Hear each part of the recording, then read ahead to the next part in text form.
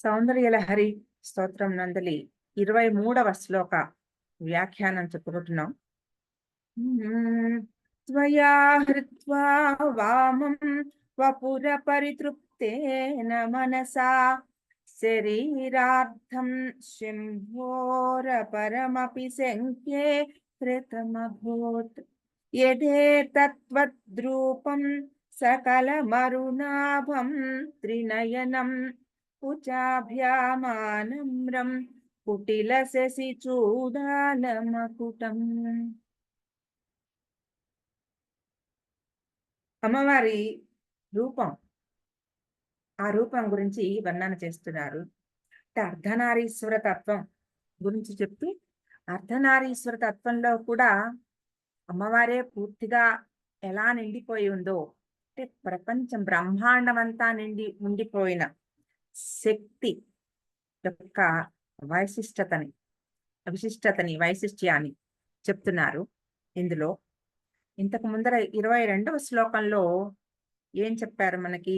అహం బ్రహ్మాస్మి అనే వాక్యం మనకి తెలిసేటట్టుగా ఆ 22వ శ్లోకంలో భవానిత్వం అని, అంటే సాధకుడే భవానిగా మారిపోగలిగిన ఒక శక్తిని 22వ శ్లోకంలో చెప్పారు.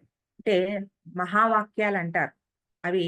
అహం బ్రహ్మాస్మి, తర్వాత తత్వమసి, తర్వాత ప్రజ్ఞానం బ్రహ్మ, అయమాత్మ బ్రహ్మ. ఇవి 4 మహావాక్యాలని చెప్తారు. అందులో అది అహం బ్రహ్మాస్మి అనే మాటని, ఆ వాక్యాన్ని మనకి ఆ భవానిత్వం అని ఆ శ్లోకంలో మనకి చూపించారు. సాధకుడు ఎలా ఆ భవానీ నామాన్ని ఉచ్చరించి భవానిగా మారిపోగలడు, నిజ సాయుధ్య పదవిని ఎలా పొందగలడు అందులో చెప్పారు. చెప్పి, అంటే ఆ బ్రహ్మాండం అంతా నిండిపోయి ఉన్న ఈ శక్తిని ఇప్పుడు మనకి చూపిస్తున్నారు. అర్ధనారీశ్వర తత్వం అని చెప్తూ శివ శక్తుల ప్రాముఖ్యాన్ని వివరిస్తూ మొదటి శ్లోకంలోనే మనకు చెప్పారు శివ శక్త్యాయుక్తో అని. అంటే శివ శక్తుల కలయిక గురించిన ఆ విశేషాన్ని మొదటి శ్లోకం నుంచి మనకు చెప్తున్నారు. అది ఈ సమయాచారం యొక్క ప్రాముఖ్యత. అది అయం అంటే శివ శక్తులని ఇద్దరిని కూడా సమంగా ఆరాధించే ఒక ఆ విశిష్టత ఈ సమయాచారం. ఆ సమయాచారం గురించి మనకి చెప్తూ, ఆ సమయాచారంలో అంటే మనం ఒక్కొక్కసారి అనుకుంటాం అమ్మవారి ధ్యానం చేస్తూ, ఆ ధ్యానం చేస్తున్నప్పుడు ఎప్పుడైనా శివుడు ఎక్కడా కనపడలేదా, మనం శివుని గురించి శివ దర్శనం చేయలేదే అని ఎక్కడైనా సాధకుడికి లోపల అనుమానం వస్తుందేమో. నువ్వు శివుని అమ్మవారిని ధ్యానం చేస్తుంటే శివుని కూడా ధ్యానం చేసినట్టేరా నాయన, నీకు ఆ భయం అక్కర్లేదు. శివుడు కూడా ఆవిడతో కలిసే ఉన్నాడు. అలా కలిసి ఉంటూనే శివుడితో సగం సగంగా ఆక్రమిస్తున్నట్టుగా ఆవిడ మొత్తం శివుణ్ణి పూర్తిగా ఆవిడ ఓవర్ పవర్ చేసేసినట్టు కనపడుతోంది. కానీ శివుడు కూడా అక్కడే ఉన్నాడు అనే ఒక విషయాన్ని ఇందులో ఈ శ్లోకంలో మనకి బాగా వివరంగా చెప్తున్నారు.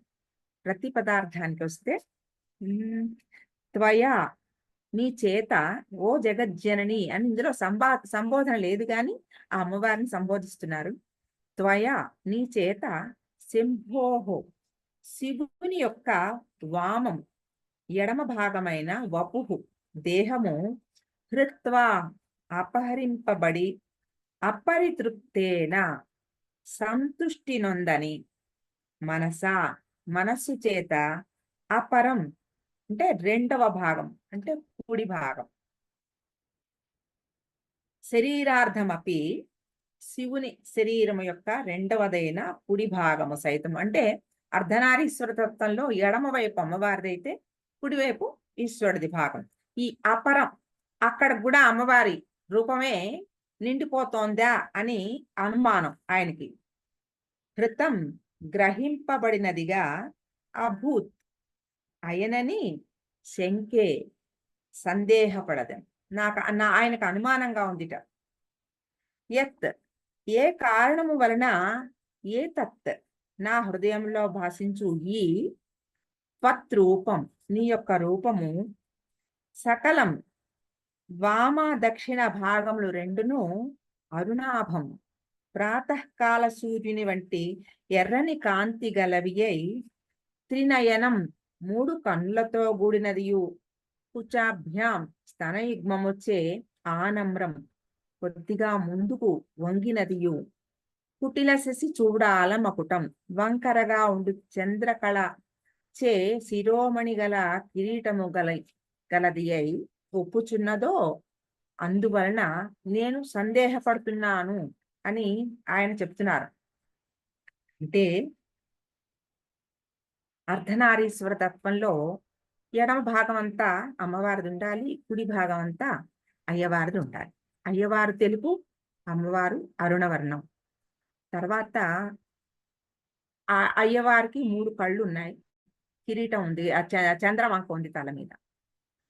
అమ్మవారికి ముందరికి కొంచెం వంగి ఉంది స్తన భారం చేత, ఆవిడకి ఆ ఆ కుచములు, ఆ కుచ భారం చేత వంగి ఉంది.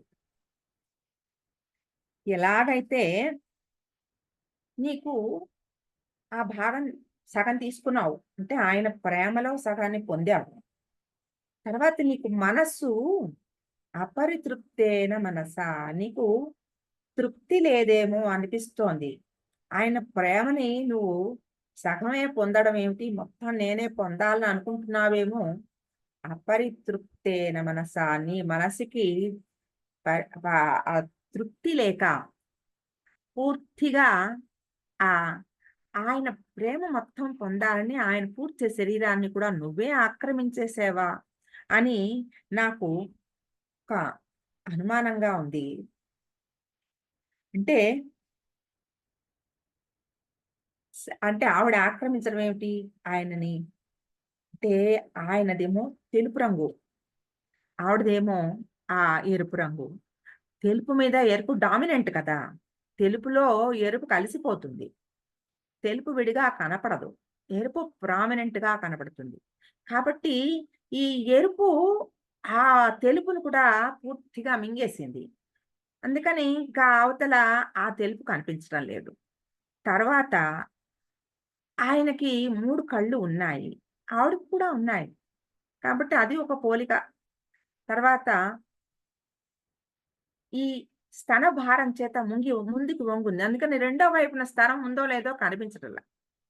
అంటే ఒక ప్రేమ తత్వంలో ఎలా ఉంటుందంటే తనకన్నా చిన్న పిల్లలు, ఇప్పుడు మనం కూడా మన బాడీ లాంగ్వేజ్ ఉంటుంది చూడండి ఒక్కొక్కసారి. పిల్లలు ఎవరైనా చిన్నప్పుడు మనం వంగి వాళ్ళతో మాట్లాడతాం. వాళ్ళతో మనం నిటారుగా నిలబడి మాట్లాడం. వాళ్ళ వైపు వంగి మాట్లాడడం అంటే ఏమిటి? వాళ్ళ మీద మనం ఒక ప్రేమ వ్యక్తం చేయడం.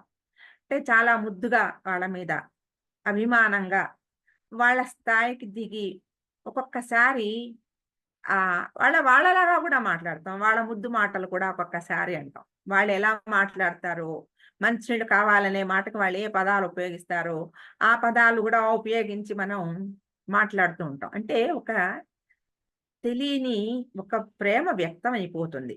అటువంటి ఆహ్, తనకన్నా చిన్నవాళ్ళని చూసినప్పుడు, అందులో పసిపిల్లల్ని చూసినప్పుడు మరి. కాబట్టి అటువంటి ఒక భావం వల్ల ఆనమ్రం, ఆవిడ వంగి ఉందిట. అంటే ప్రేమ కదా! సంతానం అంటే విపరీతమైన ప్రేమ ఆవిడకి. కాబట్టి తన సంతానం యూనివర్స్ అంతా ఆవిడ సంతానమే గదా! ఆవిడ నుంచి రానిది ఏమన్నా ఉందా ఈ సృష్టిలో? అంతా ఆవిడ నుంచి వచ్చిందే. కాబట్టి అంతా ఆవిడ సంతానమే. ఆ సంతానం మీద ఆవిడకి అంత విపరీతమైన ప్రేమ వలన ఆవిడలా వంగి ఉందిట. ఆ వంగి ఉండడం వలన రెండో వైపు స్థానం కూడా ఉందో లేదో కనిపించట్లేదు. అది ఒక అనుమానం ఆయనకి. కాబట్టి ఇలా అన్నిట్లల్లోనూ అంతా మొత్తం ఈ రూపం అంతా, ఈ ఆ రూపంలో ఎక్కడా నాకు శివ దర్శనం కావటంలా, మొత్తం శక్తి దర్శనమే అవుతోంది నాకు. పూర్తిగా నువ్వే నాకు కనబడుతున్నావు. అంటే నేను చెప్పినట్టు ఈ సమయాచారము, ఈ సమయాచారాన్ని చెప్తూ ఒక ఒక పిసరు ఎక్కువగా ఆ అమ్మవారిని ఎక్కువ ఆయన అభిమానిస్తున్నారంటే శక్తే. కొన్ని సార్లు అమ్మ ఎక్కువగా ప్రామినెంట్‌గా కనబడుతుంది. కొన్నిసార్లు అయ్య ఎక్కువగా ప్రామినెంట్‌గా కనబడతారు. కానీ ఇద్దరిది కూడా చాలా అద్భుతమైన ఆ దాంపత్యం ఎలాంటిదంటే, వాళ్ళలో వాళ్ళకి ఏ రకమైన ఆహ్, ఆహ్, ఇవి లేవు. పొరపత్యాలు లేవన్నమాట. చాలా సామరస్యం. ఎటువంటి సామరస్యం అంటే, ఆవిడ కొన్ని విషయాలలో ఆవిడ ఈ సృష్టి, స్థితి కారణాల్లో ఆవిడ ముందర ఉంటుంది. లయ, తిరోధానం, అనుగ్రహం ఉన్నప్పుడు ఆయన ముందర ఉంటారు. అప్పుడు ఆవిడ వెనకాల ఉంటుంది. ఆయన వెనకాల.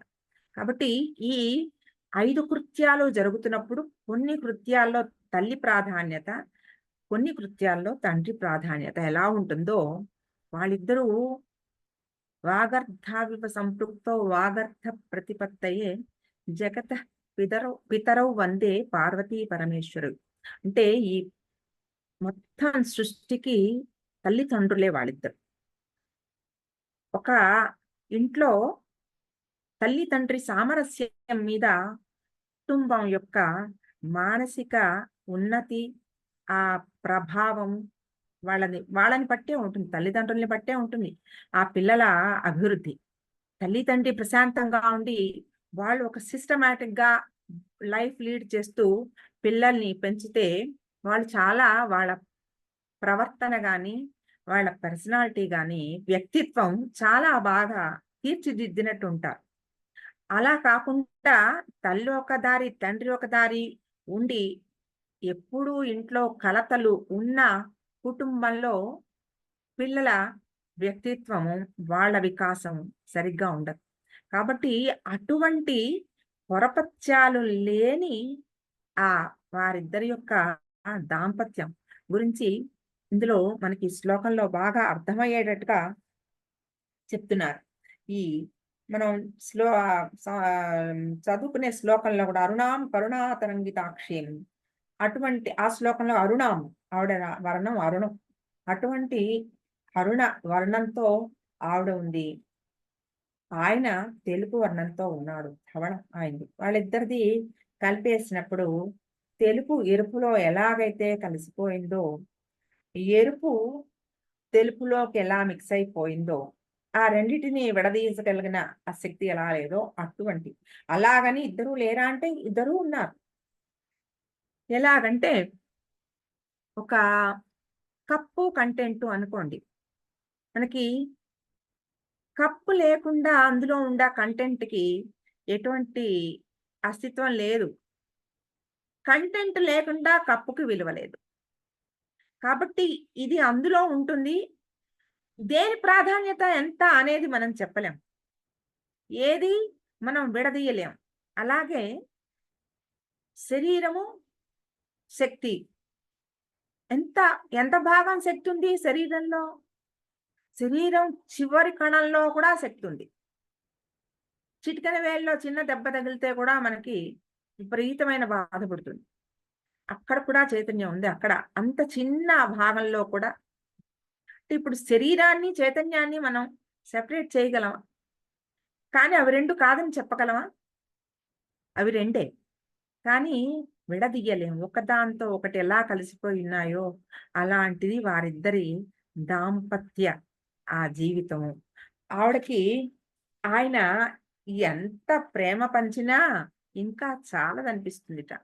అందుకని ఆయన ప్రేమని పూర్తిగా పొందాలి అనే భావంతో పూర్తిగా ఆయనని ఆక్రమించేసిందిట ఆవిడ. కాబట్టి అటువంటి అలా ఆ భావనలో అయ్య కూడా ఉన్నాడు, అమ్మ కూడా ఉంది. ఈ చెప్పే విధానంలో సకల మరునాభం త్రినయనం కుచాభ్యామానమును కుటిల శశి చూడాల మకుటం. ఇందులో సకలం అరుణాభం త్రినయనం. సకలం అరుణాభమేమో అమ్మవారి కళ. త్రినయనం అయ్యవారివి. అలాగే కుచాభ్యామానమ్రం వంగి ఉన్న కుచములు కలిగినది. అది అమ్మవారి లక్షణం. తర్వాత కుటిల శశి చూడాల మకుటం. అది అయ్యవారిది. అంటే ఇవి 2 ఒక్కదాంట్లో అవి 2, ఇవి 2 విడివిడిగా చెప్పలే. ఇదొకటి ఒక సెట్టు, ఇదొక సెట్టుగా చెప్పారు. సకల మరుణాభం త్రినేనం కుచాభ్యామానమ్రం కుటిల శశి చూడాలమొక్తం ఇలా చెప్పారు. అంటే వాళ్ళిద్దరి సామరస్యం ఎంత గొప్పగా ఉన్నదో ఆయన పద్యంలో కూడా అంత బాగా చొప్పించి ఇద్దరి విశిష్టత ఉంటూనే ఇద్దరూ కలిపి ఒక్కటిగా ఎలా ఉన్నారో అది చాలా అద్భుతంగా మనకి ఆ సమయాచారాన్ని మనకి చెప్తున్నారు. మనం ఆర్యా శతకంలో గూడా చెప్పుకుంటున్నప్పుడు మనం చెప్పుకుంటున్న ఒక మూక పరిస్థితిలో గూడా. ప్రతి పద్యంలోనూ శివ, శక్తి అందులో మన్మధుడి ప్రస్తావన కూడా. ప్రతి పద్యంలోనూ తీసుకొచ్చారు. అలాగే ఇక్కడ కూడా మనకి ప్రతి శ్లోకంలో మనకి సాధ్యమైనంతగా శివశక్తుల కలయిక వాళ్ళిద్దరి ప్రాముఖ్యత, ఇద్దరూ ఎంత ముఖ్యమో అది చెప్తూ వచ్చారు. మనకి ప్రతి శ్లోకంలో కూడా అదే చెప్తూ ఉన్నారు. ఇలా ఈ అమ్మవారు అయ్యవారితో కలిసిన అమ్మవారిని ఇలా ప్రార్థన చేసే ఆ భావన ఉందిట. అది ఎలాంటిదిట? అమ్మయ్య అనిపిస్తుందిట. అంటే అమ్మ, అయ్య ఇద్దరూ ఉన్నారు. మనిషికి అంటే ఒక సాధకుడికి కావలసిన 2 అంటే ఇద్దరూ ఉండాలి. తల్లి, తండ్రి ఇద్దరూ కావాలి కదా! ఇద్దరి ప్రాముఖ్యత ఉంది కాబట్టి, ఆ ఇద్దరి ప్రాముఖ్యత ఎంత ముఖ్యమో, అది ఎంత ఆహ్, ఒకదానితో ఒకటి ఎలా కలిసిపోయి ఉన్నాయో, ఆ రెండిటి ధ్యానము ఎంత ఉత్కృష్టమైన స్థితికి సాధకుడిని తీసుకెళ్తుందో, అటువంటి ఆ సాధనా రహస్యాన్ని మనకి ఈ శ్లోకంలో చెప్పారు. చెప్తూ ఇందులో మనకి కూడా అంటే 2 శక్తులుగా చెప్తున్నారు కదా! తండ్రి, తల్లి అన్నారు. అంటే ఒక మాస్కులైన్ నేచరు, ఒక ఫెమినైన్ నేచర్. ఒక ప్రతి జీవిలోనూ మనిషిలో ఉంటాయి. కుడివైపు ఆ మాస్కులైన్ నేచరు పురుషతత్వం, ఎడమవైపు స్త్రీతత్వం ఉంటాయి అని చెప్పుకుంటాం. అంటే మనం మాట్లాడుకుంటే ఇడ, పింగళ తత్వాలు అనుకోండి. ఇడానాడి, పింగళానాడి. ఇడానాడి చంద్రనాడి, పింగళానాడి సూర్యనాడి. ఈ ఇడ, పింగళ ఇవి 2 కూడా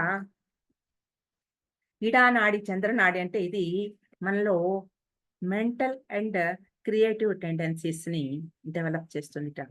అలాగా పింగళ నాడి ఫిజికల్ డైనమిక్ యాక్టివిటీస్ సంబంధించింది. అంటే ఇప్పుడు మనలో ఉండే బ్లడ్ ప్రెషరు, తర్వాత యాక్టివ్ హార్ట్ ఇది పల్స్ ఇలాంటివన్నీ కూడా ఈ హార్ట్ బీటు, రెస్పిరేషన్ ఇలాంటివన్నీ కూడా ఈ పింగళ నాడి ఇది. ఇడా నాడి ఏంటంటే మెంటల్ క్రియేటివ్ టెండెన్సీస్ అవన్నీ కూడా ఇడా నాడి. ఇవి 2 కూడా ప్రతి మనిషిలోనూ ఒక సమంగా ఉండాలి. ఇడా నాడి, పింగళ నాడి వాటి యాక్టివిటీసు 2 బ్యాలెన్స్‌లో నడుస్తున్నప్పుడే ఒక మనిషి జీవితము సమగ్రంగా చక్కగా ఉంటుంది. ఏది ఎక్కువ తక్కువలైనా ఇంబాలెన్స్ వస్తుంది. అంటే అవి అనారోగ్య హేతువు. ఈ వీటిల్ని అదే ఇదంతా మన ఆటోనామస్ నర్వస్ సిస్టమ్‌కి కనెక్టెడ్ అయ్యి ఉన్నవి ఇవి. ఈ ఇడానాడి, పింగళానాడి మనలో. ఒక ఎలక్ట్రికల్ పాయింట్స్ మీరు ఆలోచిస్తే అందులో ఒక పాజిటివ్, నెగెటివ్, ఒక న్యూట్రల్ 3 ఉంటాయి. మీరు చూస్తే ఒక ఫ్రిడ్జ్‌కి కనెక్ట్ చేసేదో ఒక పెద్ద ఎలక్ట్రికల్ గ్యాడ్జెట్స్‌కి పెట్టేటప్పుడు 3 ఉండాలి. న్యూట్రల్ గూడా పనిచేయాలి. న్యూట్రల్ లేకపోతే అది పవర్ సర్జ్ వచ్చినప్పుడు అది పేలుతుంది. షాక్ కొడుతుంది. కాబట్టి ఇవి రెండిటికి న్యూట్రల్ ఉంటుంది. పాజిటివ్, నెగెటివ్ ఎనర్జీస్‌ని న్యూట్రల్ చేసేది న్యూట్రల్ గూడా ఒకటుంటుంది. అలాగా మన వ్యవస్థలో కూడా ఈ ఇడ, పింగళ ఈ రెండిటిని బ్యాలెన్స్ చేసేది సుషుమ్నా నాడి. ఈ సుషుమ్నా నాడి ఈ రెండిటిని బ్యాలెన్స్ చేస్తూ ఉంటుంది.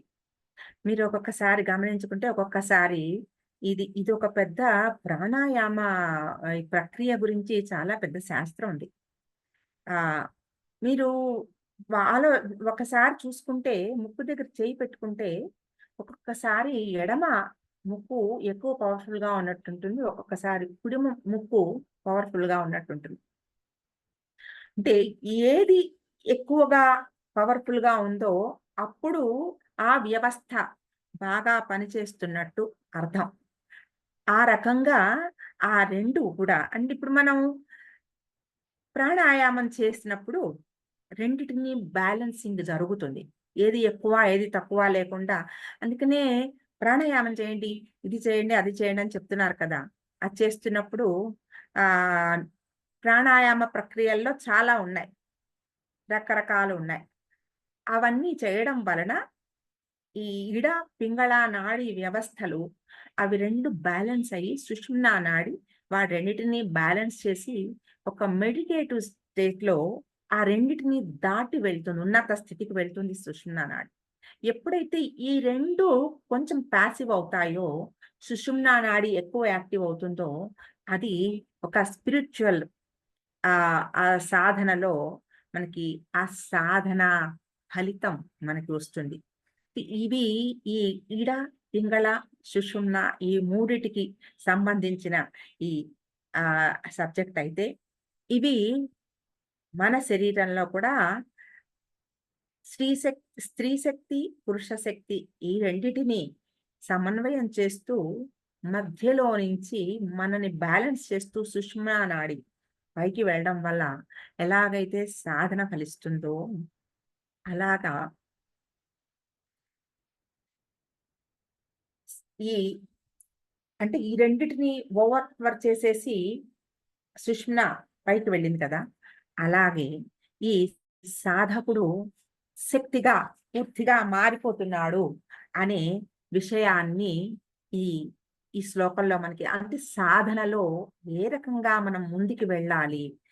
ఏ రకంగా చేస్తే ఆ సాధన మనకి ఫలించి ఇంతకు ముందు చెప్పిన సాయుజ్య స్థితి 22వ శ్లోకంలో చెప్పిన భవానీత్వం, ఆ భవానీత్వ స్థితి ఎలా మనకి లభించగలదు అనేది ఈ శ్లోకంలో మనకి ఏ విధంగా ఆ సాధనని మనం ముందుకి చేసుకోవాలి, ఎలా వెళ్ళాలి అనే ఆ భావాలనన్నిటిని కూడా ఈ ఈ శ్లోకంలో మనకు చెప్తున్నారు.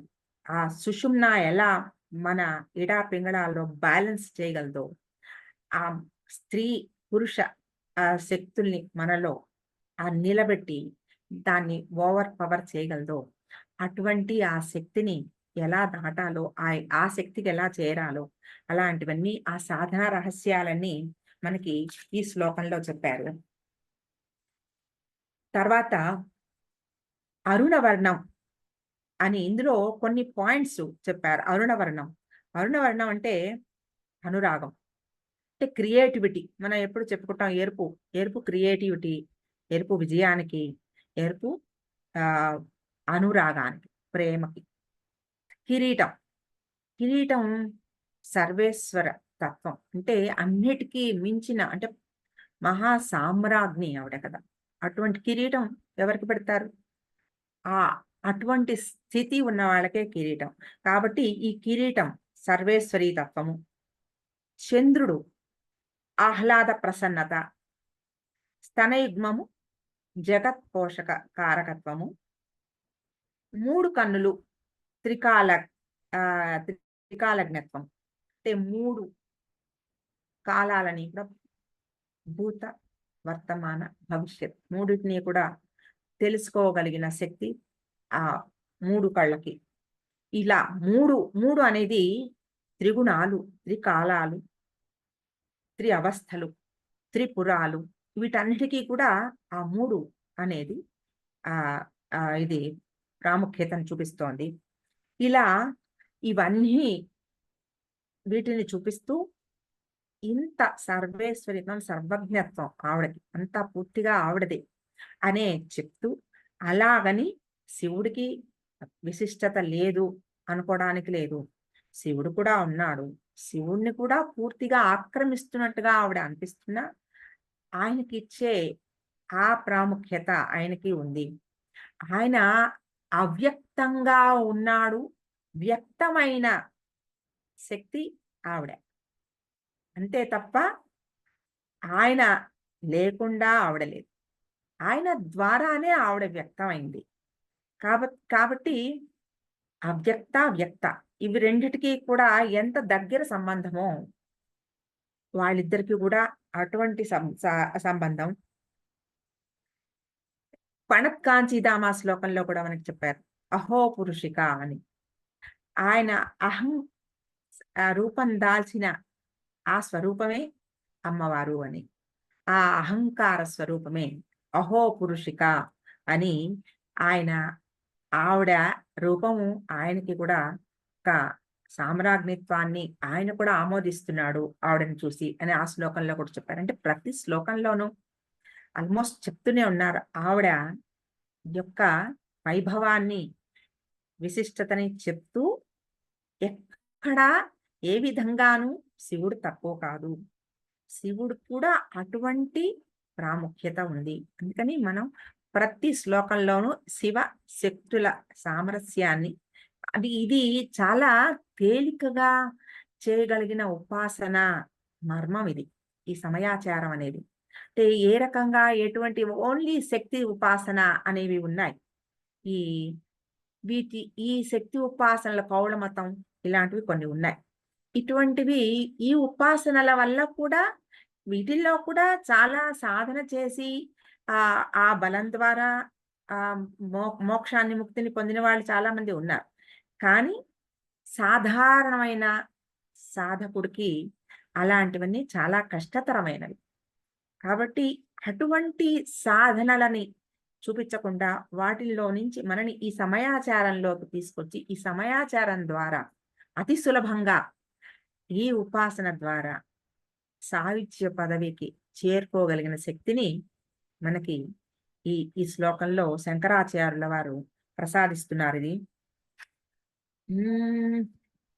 త్వయా హృత్వా వామం వపుర పరితృప్తేన మనసా శరీరార్థం శంభోర పరమపి శంకే హృతమభూత్ యదేతత్వద్రూపం సకలమరుణాభం త్రినయనం కుచాభ్యామానమ్రం కుటిల శశి చూడాలమకుటం